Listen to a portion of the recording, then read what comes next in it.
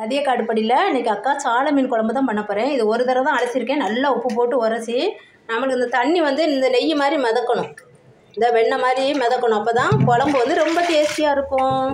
சாலை மீன் ரொம்ப ரொம்ப பிடிக்கும். உங்கள் எல்லாருக்கும் யாருக்கு ரொம்ப பிடிக்கும்னு சொல்லுங்கள். இந்த ஃபிஷ் இது 3-4 தடவை நல்லா அலசி ஒயிட் கலராக கொண்டு வந்துடுவேன். அப்போ தான் குழம்பு வைக்க நல்லாயிருக்கும்.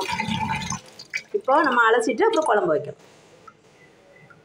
இப்போது ரதியக்கா ஸ்டைலில் மீன் குழம்பு வைப்போம் வாங்க. அக்கா வந்து இப்போ ஒரு 6 பேர் 2 வேளை ஊற்றி சாப்பிட்ற மாதிரி அக்கா குழம்புக்குள்ளே தேங்காய் எடுத்துருக்கிறேன். தேங்காய் இல்லாமல் மீன் குழம்பு வச்சதில்லை. ஆனால் அது வந்து எங்களுக்கு பிடிக்கவும் செய்யாது, வச்சதில்லை. தேங்காய் போட்டால் தான் மீன் குழம்பாக இருக்கும். இதை வந்து நல்லா நம்ம நைஸாக சுற்றிட்டு வருவோம். சுற்றிட்டு வந்தோன்னா அக்கா பாருங்கள், ஒரு 1.5 கைப்பிடி போல் 10-20 சின்ன வெங்காயம் உரித்து வச்சுருக்கிறேன். இதை நல்லா நைஸாக சுற்றினதுக்கப்புறம் தான் சின்ன வெங்காயம் போட்டு அரைக்கணும். இப்போது இந்த அளவு நைஸாக அரைச்சிக்கோங்க. தேங்காய் எப்படி நைஸாக அரைச்சிருக்கு பாருங்கள். இப்போ நம்ம அந்த 1.5 கைப்பிடி ஒரு 20 சின்ன வெங்காயம் வச்சுருந்தோம்ல, அதெல்லாம் போட்டுடணும். போட்டு இதை வந்து கொரகொரப்பாக தான் சுற்றணும். அவ்வளோதான், கொரகொரப்பாக சுற்றிட்டு வரும். அவ்வளோதான், வெங்காயம் போட்டு கொரகொரப்பாக சுற்றியாச்சு. இந்த கொஞ்சம் தெரியுது பாருங்கள், கொரகொரப்பாக சுற்றியாச்சு. அவ்வளோதான். நம்ம இப்போ குழம்பு கூட்ட ஆரம்பிக்கலாம். இப்போ அக்கா குழம்பு கூட்ட போகிறேன். ஒரு குழம்பு எந்த சட்டியில் வைக்கிறோமோ அந்த சட்டியை எடுத்துக்கோங்க. ஒரு 4 பெரிய தக்காளியை நல்லா பிசைஞ்சு வச்சுருக்கிறேன். இது வந்து இந்த 1 கிண்ண அளவு புளினா ஒரு பெரிய எலுமிச்சம்பழம் அளவு புளி கரைச்சி வச்சுருக்கிறேன் அக்கா. அதையும் ஊற்றிடலாம். நல்ல தோல் மட்டும் இருந்துடாமல் வடிக்கட்டுங்கப்பா புளி வந்து, ஏன்னா தோல் இருந்தால் ஒரு டேஸ்ட்டே போயிடும். இது வந்து அந்த தேங்காய் அந்த வெங்காயம் சுற்றுனது மிக்சியில் அரைச்சது, அதையும் போட்டுருவோம். இதுக்கு என்னெல்லாம் மசாலா தேவைன்னு பாருங்கள். இங்கே பாருங்கள், மல்லிப்பொடி வந்து அக்கா அதிகமாக எடுப்பேன், 3 ஸ்பூன் எடுத்திருக்கேன். மிளகாத்தூள் ஒரு 2.5 ஸ்பூன் எடுத்திருக்கேன். கல் உப்பு ஏற்கனவே புளியில் போட்டு கரைச்சிட்டேன். நீங்கள் புளியில் கல் உப்பு போட்டு கரைச்சா, பச்சை தண்ணியில் புளியை வெறுமை நார்மல் தண்ணியில் ஊற வச்சாலும் கல் உப்பு போட்டு கரையும் போது நல்லா கரைஞ்சி எங்கள் அம்மா சொல்லுவாங்க குழம்பே டேஸ்ட்டு கொடுக்குன்னு சொல்லுவாங்க. இது வந்து 4 பச்சை மிளகாய், கொஞ்சோண்டு ஒரு சின்ன ஸ்பூனில் 1/2 ஸ்பூனு மஞ்சத்தூள்.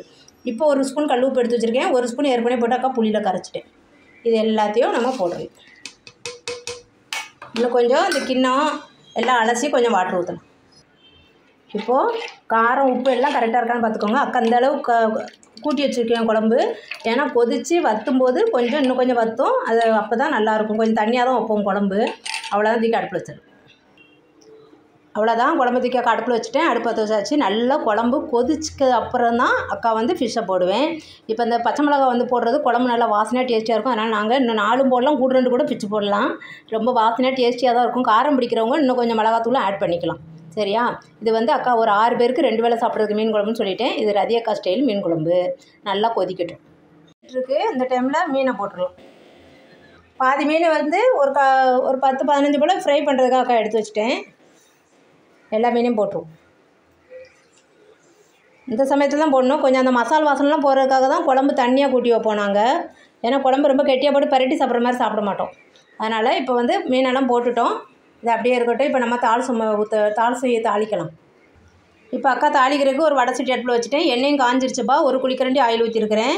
இப்போ 1/2 ஸ்பூன் கடுகு போடுவோம்.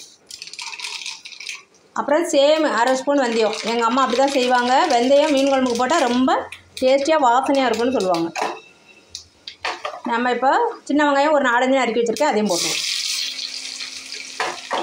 இப்போ கொஞ்சம் செவக்கட்டும். வெங்காயம் செவந்துருச்சுப்பா. இந்த ஸ்டேஜில் நம்ம கொஞ்சோண்டாக்கா பூண்டு 4-5 பழம் தட்டி வச்சுருக்கேன், கொஞ்சம் கறிவேப்பிலை எல்லாத்தையும் மொத்தமாக போடணும்.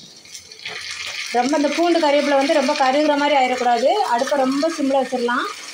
அடுப்பை ரொம்ப காஞ்சிட்டுன்னா ஆஃப் பண்ணிட்டு கூட நீங்கள் பூண்டையும் கறிவேப்பிலையும் போட்டு வதக்கிட்டு தூக்கி கொட்ட வேண்டியதான். அந்த ஏற்கனவே தாளிச்சிட்டு இருக்க எண்ணெயிலே அந்த பூண்டு வதங்கிடும்.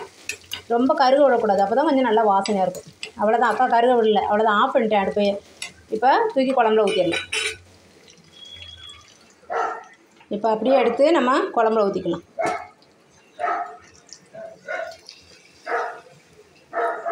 இதில் கொஞ்சோண்டு வாட்ரு கூட ஒரு 1/4 கிளாஸ் அலசி ஊற்றிடுறோம்.